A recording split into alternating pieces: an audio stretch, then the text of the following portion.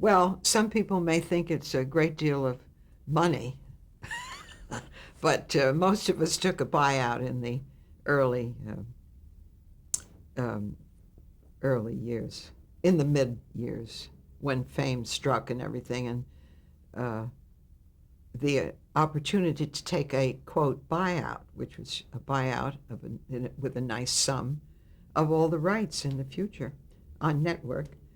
Cable wasn't existing then, and or had not come into its own.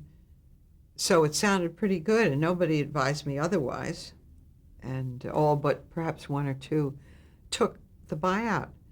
So that removed any residuals that we would get in the next decade on network. Now, when cable came along, we get a basic fee for the use of it on network, but it isn't very much.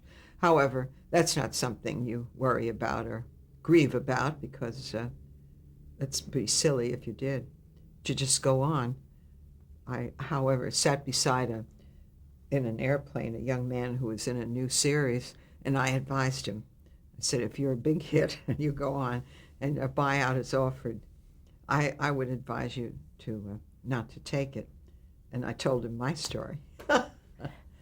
Did you realize at the time that you were going to be a part of television history? No, of course not. No, indeed.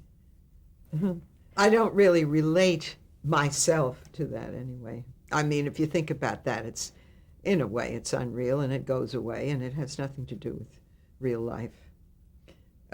It's very nice. I get a great deal of affection from the public, and it's very dear, and also a great deal good box office response when I'm out doing a play, as I am now. It's wonderful. It's a great blessing.